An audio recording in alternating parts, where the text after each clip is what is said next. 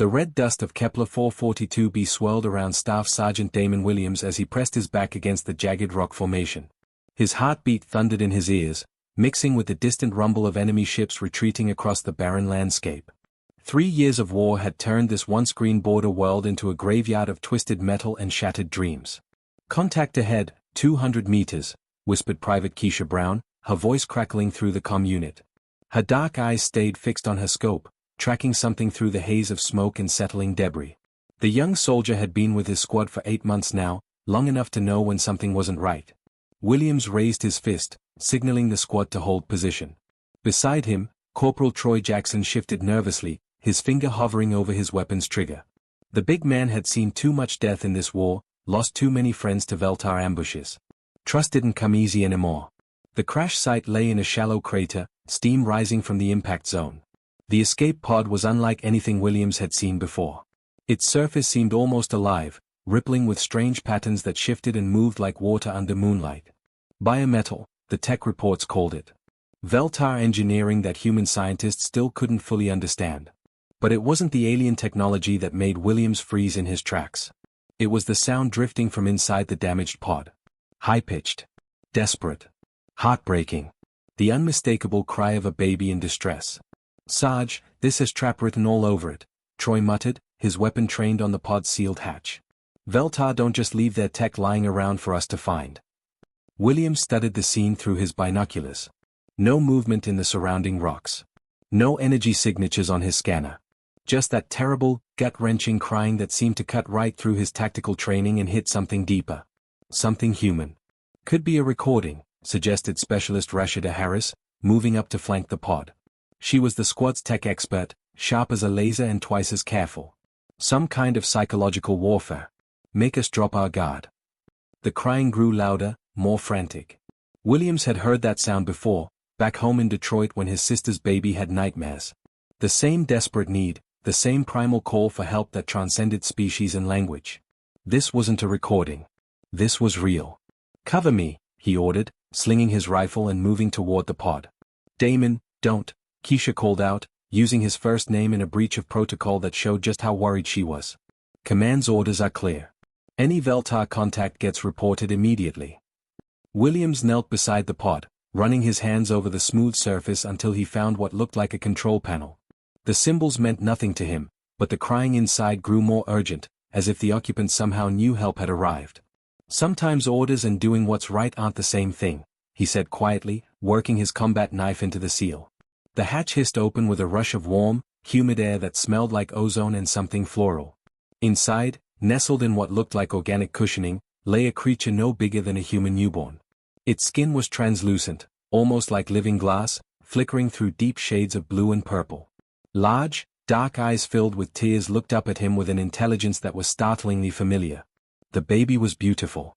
Alien, yes, but undeniably, heartbreakingly beautiful. Williams reached in slowly, his large hands surprisingly gentle as he lifted the infant from its biocradle. The moment his skin made contact, the crying stopped. The baby's strange, shifting colors began to change, flowing from distressed blues to softer greens and golds.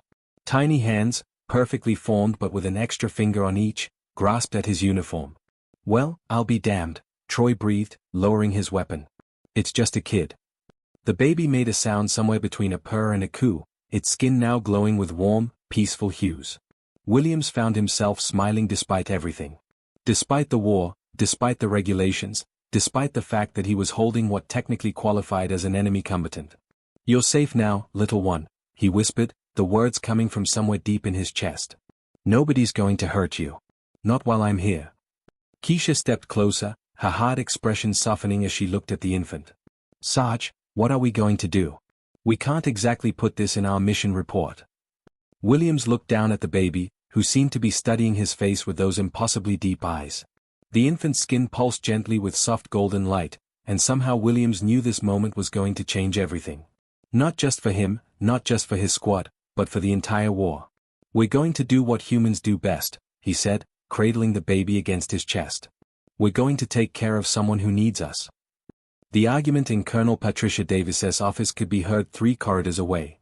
Williams stood at attention, the Veltar infant sleeping peacefully in his arms, completely unaware of the storm brewing around its tiny form.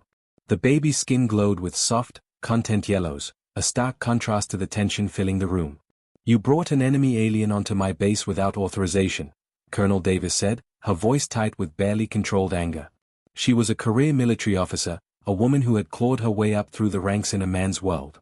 Rules and protocol weren't just guidelines to her, they were survival. It's an infant," Williams replied calmly. "Couldn't leave it to die in that pod. That infant could be carrying diseases we've never seen. Could be some kind of biological weapon. Could be broadcasting our location to every Veltar ship in the sector." Davis paced behind her desk, her hands clasped behind her back. "Do you understand what you've done?" Dr. Angela Thompson looked up from her scanner readings, her dark eyes bright with scientific curiosity. The base's lead xenobiologist was a woman who had spent her entire career studying alien life forms, but she'd never had a living Veltar specimen to examine. "Actually, Colonel, the preliminary scans show no harmful pathogens. And look at this." She hummed a low note, and the baby's skin immediately shifted to warm pinks and golds. The infant stirred slightly, making a sound that was almost like a sigh of contentment. "Fascinating," Thompson continued. "The child responds to human vocal frequencies in ways we've never documented. It's as if they are naturally attuned to our speech patterns." Williams felt the baby stir in his arms and automatically began rocking gently back and forth. It was instinctive, something he'd done with his nephew back home. The motion seemed to work just as well on alien infants as it did on human ones. "What's your recommendation, Doctor?" Davis asked, though her tone suggested she already knew she wasn't going to like the answer. "We keep it. Study it. This could be the breakthrough we've been waiting for in understanding Veltar biology and psychology." Thompson moved closer to examine the infant. "Look at those color changes. They're not random. There's a pattern, a logic to them. This child could be trying to communicate with us." Over the following days, Williams found himself assigned as the baby's unofficial caretaker. Command couldn't figure out what else to do with either of them. The infant, which the soldiers had started calling Glow for obvious reasons, seemed to thrive under Williams's care in ways that surprised everyone. Late at night, when the base was quiet except for the hum of generators and the distant rumble of patrol ships, Williams would sit in the makeshift nursery they'd set up in an unused storage room. Glow would often wake crying, its skin flashing distressed reds and deep purples. The first time it happened, Williams didn't know what to do. Then he remembered his grandmother's voice, singing him to sleep when he was young. Without really thinking about it, he began to hum an old spiritual she used to sing. The effect was immediate. Glow's crying stopped, and its skin began to shift through softer colors. Encouraged, Williams began to sing the words softly. "Wade in the water, children. Wade in the water, God's gonna trouble the water." The baby's eyes opened, staring up at him with what looked like wonder. Its skin glowed with peaceful blues and greens, colors that Williams was beginning to associate with contentment and safety. Keisha found him there one night, singing quietly while Glow slept in his arms. "You're good at this, Sarge," she whispered, not wanting to wake the baby. "Natural-born father." Williams looked down at the sleeping infant. "Never thought I'd be taking care of an alien baby in the middle of a war zone. Never thought I'd see the day when humans and Veltar could coexist peacefully," Keisha replied. "But look at this little one. Doesn't seem so different from us, does it?" She was right. Despite its strange appearance and shifting skin, Glow displayed emotions and needs that were remarkably similar to any human child. It needed food, comfort, and affection. It responded to gentle voices and kind touches. It seemed to crave companionship and grew distressed when left alone for too long. Dr. Thompson spent hours observing the baby's behavior, taking detailed notes about its color changes and vocalizations. "I'm beginning to think these skin patterns are more than just emotional responses," she told Williams one afternoon. "There's a complexity here that suggests actual language. This child might be trying to tell us something." What none of them knew was that Veltar communication frequencies had been buzzing with increasing activity. Deep space monitoring stations were picking up urgent broadcasts in the Veltar language.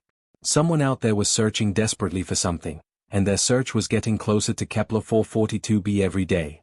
But for now, in the quiet moments between the chaos of war, Williams continued to care for the small alien child who had somehow become the most important thing in his world. Each night, he would sing the old songs, and each night, Glow would settle into peaceful sleep, its skin glowing with the soft colors of trust and safety.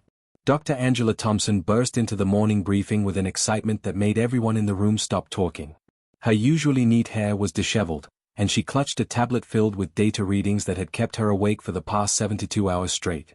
Colonel Davis looked up from the tactical displays with raised eyebrows. "Doctor, you look like you haven't slept in days," Davis observed.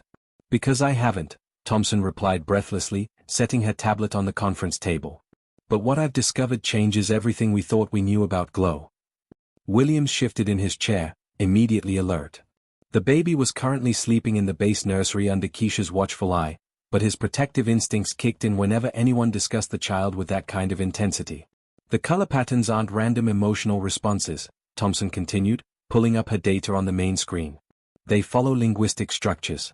Complex ones.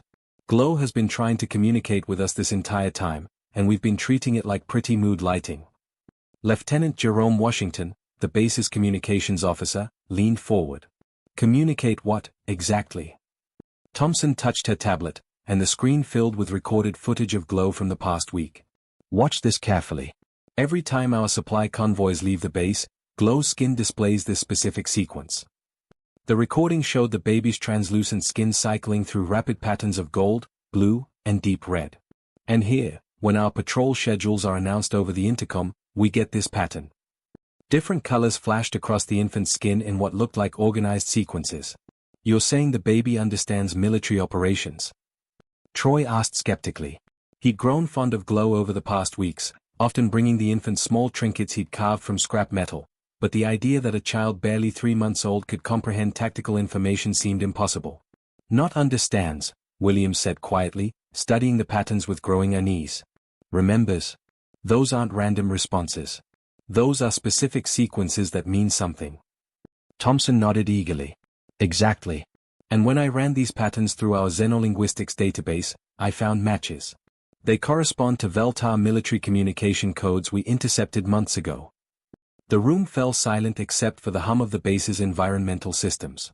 Everyone stared at the innocent-looking baby on the screen, its skin glowing with soft, peaceful colors as it slept.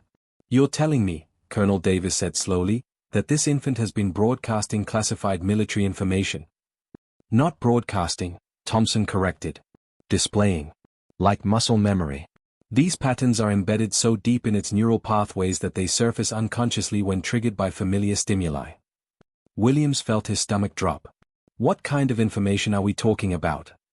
Thompson's expression grew grave as she pulled up another set of data. "Troop movement schedules. Supply line routes. Communication frequencies. And most importantly, coordinates for what appears to be a massive fleet staging area in the Kepler system's outer asteroid belt." Keisha's voice came through the intercom, cutting through the tension. "Sarge, you better get down here. Glow's acting strange." Williams was out of his chair and running before anyone could stop him. He found Keisha in the nursery, staring down at the infant with concern. Glow was awake, its skin cycling through rapid, agitated patterns of deep purple and bright orange. The baby's usual calm demeanor was gone, replaced by obvious distress. "It started about 5 minutes ago," Keisha explained. "Right after the communication array picked up those weird signals from deep space." Williams picked up Glow, and the baby's skin immediately began to shift toward calmer colors, though the underlying agitation remained. "What signals?" "Veltar frequencies," came Jerome's voice from behind them. The communications officer had followed Williams down from the briefing room. "Heavy encryption, but our computers are working on it. Whatever they're saying it with a lot of urgency." Dr. Thompson appeared in the doorway, her tablet showing real-time readings of Glow's color patterns. "The baby's skin is matching the frequency patterns of those transmissions," she said in amazement. "It's like a living translation device." Williams looked down at Glow, who stared back with those impossibly deep eyes. The infant's skin was now displaying complex sequences that seemed to pulse in rhythm with the distant alien signals. "They're looking for something," Williams realized.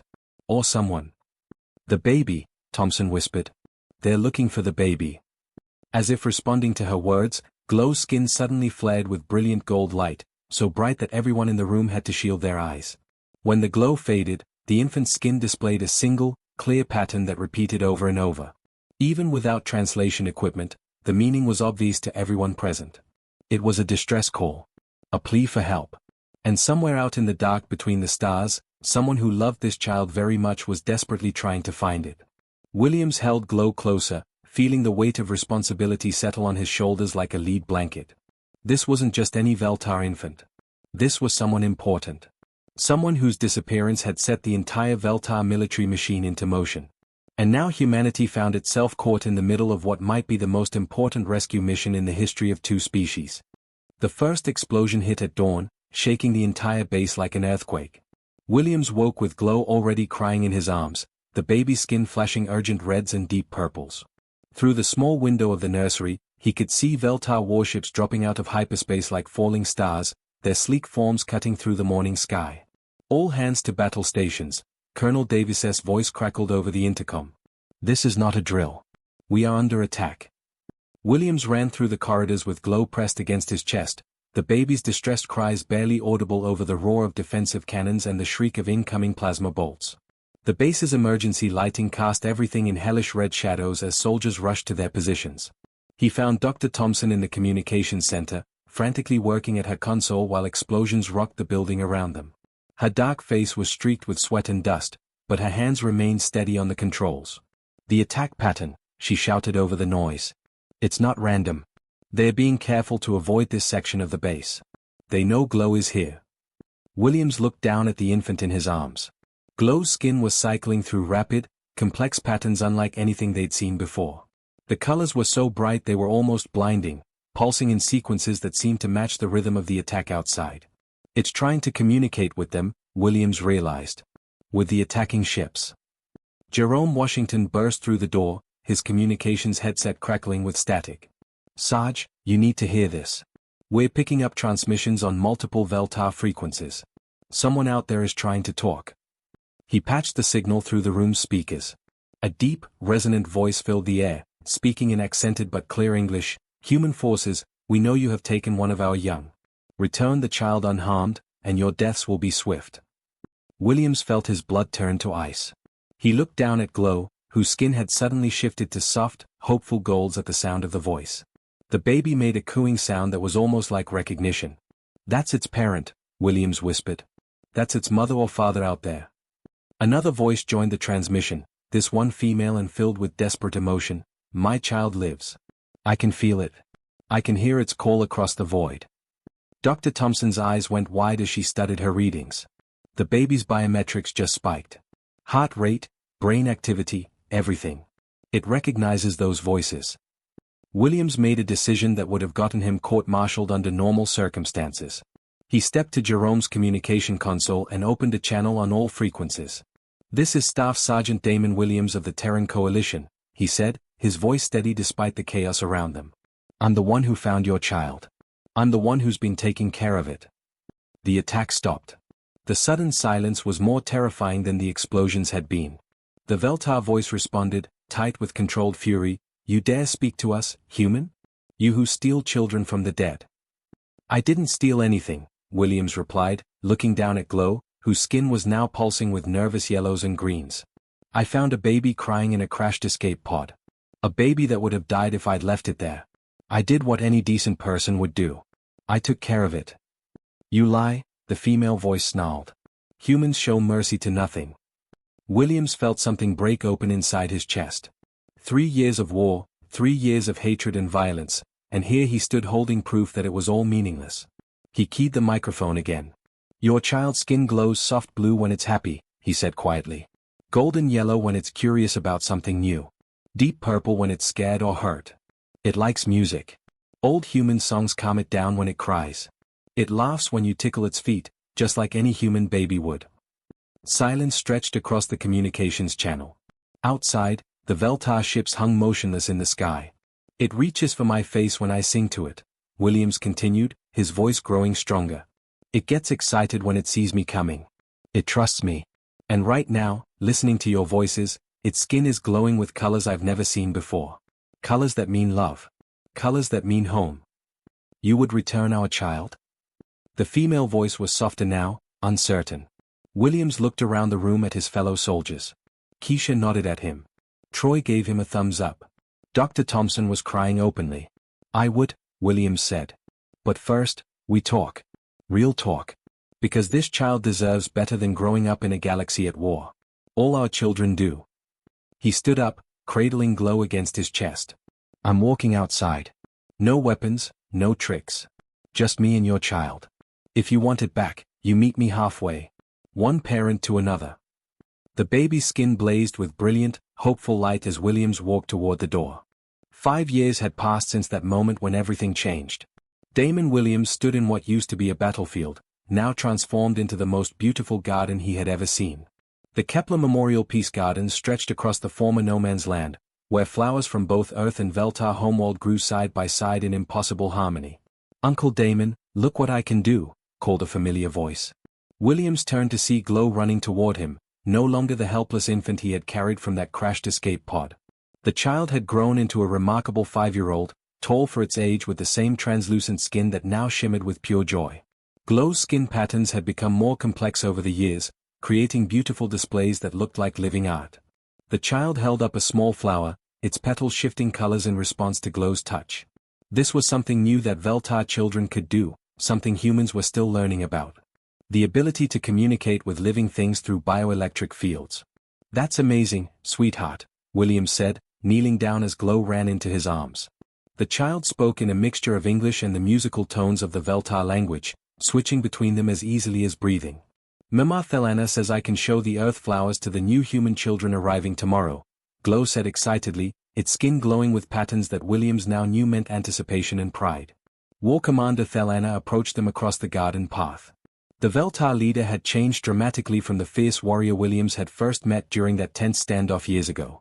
Peace had softened the harsh lines around Thelana's eyes, though the deep love for Glow remained as strong as ever. "The child grows more remarkable each day," Thelana said in accented English, placing a gentle hand on Glow's head. "Half the diplomatic corps asks for its assistance in translation now." Williams smiled, watching as Glow ran off to play with a group of human and Veltar children who were building something together using both human engineering and Veltar biotechnology. The sight never got old. Kids being kids, regardless of what species they belonged to. "Never thought I'd see the day," said a familiar voice behind them. Williams turned to find Colonel Davis, though she went by Ambassador Davis these days. She wore civilian clothes now, her military bearing softened by years of diplomatic work. The woman who had once threatened him with court-martial for bringing an alien baby onto her base now oversaw the largest interspecies cooperation program in known history. "One baby changed everything," she continued, watching the children play. Who would have believed it? Dr. Angela Thompson joined them, carrying a tablet filled with research data as always. She had become the foremost expert on human Veltar biology, her work helping both species understand each other in ways that went far beyond language. "Actually, it wasn't just the baby," Thompson said thoughtfully. "It was Damon's choice to care for it. To see past the war and recognize something that needed protection. That's what started everything."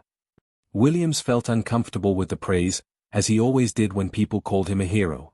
He watched Glow teaching a group of human children how to make flowers change colors, the child's patience and kindness evident in every gesture.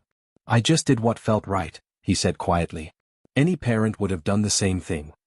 "That's exactly the point," Thelana said, its voice carrying the deep harmonics that meant profound truth in Veltar culture. "You saw a child in need and responded as a parent, not as a soldier. That choice revealed what we share rather than what divides us." The memorial wall nearby bore names from both species, those who had died in the war that now seemed like ancient history. But at the top, engraved in both human script and Veltar light patterns, were simple words: "When love transcends fear, peace blooms eternal." Glow came running back to them, breathless with excitement. In its small hands was a flower unlike any they had seen before. The petals were earthborn, but they glowed with the soft bioluminescence of Veltar flora. Somehow, the child had managed to create something entirely new. "I made this for you, Uncle Damon," Glow said, offering the impossible flower. "It's both of us. Human and Veltar together." Williams accepted the gift with hands that trembled slightly. The flower pulsed with gentle light, warm to the touch and somehow alive with hope. Around them, the garden buzzed with activity. Human and Veltar scientists worked together on new agricultural techniques. Artists from both cultures created sculptures that seemed to sing with light and sound. Children played games that combined the best of both worlds. "You know what the best part is?" Williams said, watching a group of teenagers work together to plant new trees, their laughter echoing across the peaceful valley. "What's that?" Davis asked. Williams looked down at the glowing flower in his hands, then at Glow, who was already running off to show other adults the wonders of hybrid botany. These kids are growing up thinking peace is normal. They can't imagine a universe where humans and Veltar are enemies. To them, this is just how things are supposed to be. As the twin suns of Kepler 442b set behind the mountains, painting the sky in shades of purple and gold that matched Glow's happy skin patterns, Williams knew that sometimes the most important battles were won not with weapons, but with the simple decision to care for someone who needed it.